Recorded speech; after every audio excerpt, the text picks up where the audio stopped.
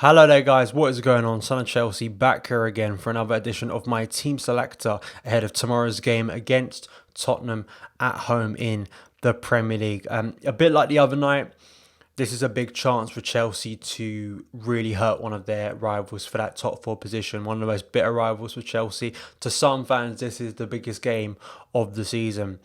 And especially after the other night, I think this is a must win for Chelsea. I really do. I think not only for Champions League qualification and the rest of the season, but for the rest of the season, I think the confidence and morale of the squad, I'm pretty sure, like as fans felt after Monday, how dispiriting and demoralising it was.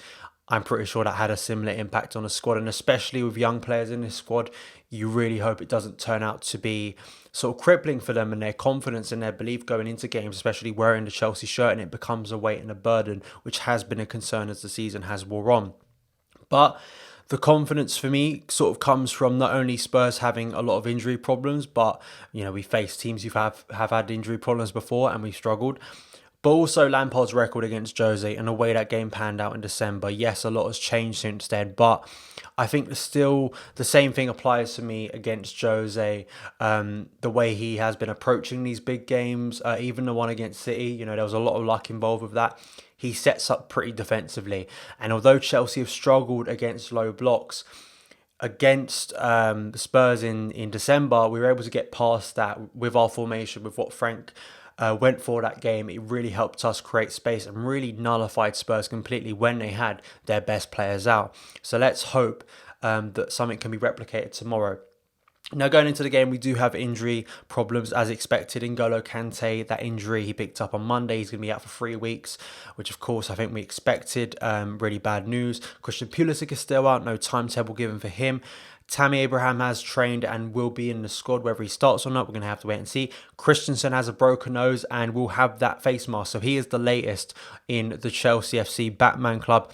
But the biggest and most uplifting news going into this game is that Ruben Loftus-Cheek will be in the matchday squad. He won't be starting, but he will be on the bench. And just having his name in the squad, I think is such a big positive. It's a win for me. My favourite player in the Chelsea squad, and it's been so frustrating, the setbacks he's had, but it's so close now, him getting back onto the pitch for Chelsea, and it's a big thing for him, I'm sure. And if he gets a cameo or not, we're going to have to wait and see.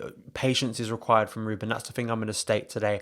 Patience from fans. A bit like with HUDSON-ODOI, even more with Ruben, this is a serious injury, and considering he's been out for 10 months, it's going to take him time to get back to his best and get back to flowing on the pitch and get back to match fitness. But I think it's key that fans don't turn and don't get irritated if Ruben doesn't come back and get back to the level straight away. I think that's obvious, but considering some of the reaction I've seen to Callum Hudson-ODOI and other players recently, I think that needs to be stated. But a big win for Chelsea. Out of many negatives recently, this is a major positive. Going into my lineup, I think Frank will go 3-4-3. I believe he'll replicate what he did against Spurs in December, and hopefully he'll have similar effects. It has had a good impact on Chelsea this year when we've used it at several occasions, so let's hope it can be a good thing tomorrow if he does start with it.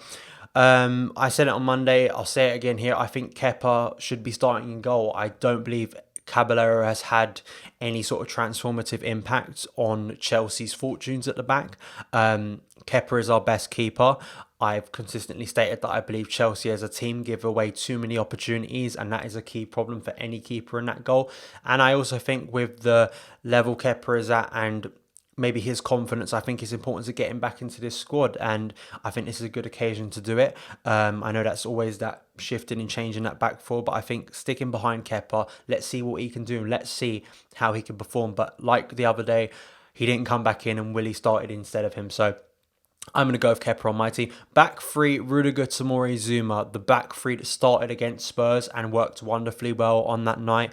I think all these players, especially Fikayo Tomori coming back in, I think is essential. I've been calling for his name for a long time, and I think he's probably been Chelsea's, in performance, like regular performance, along with Zuma, Chelsea's best defender this year, and it's a shame he hasn't been playing more recently.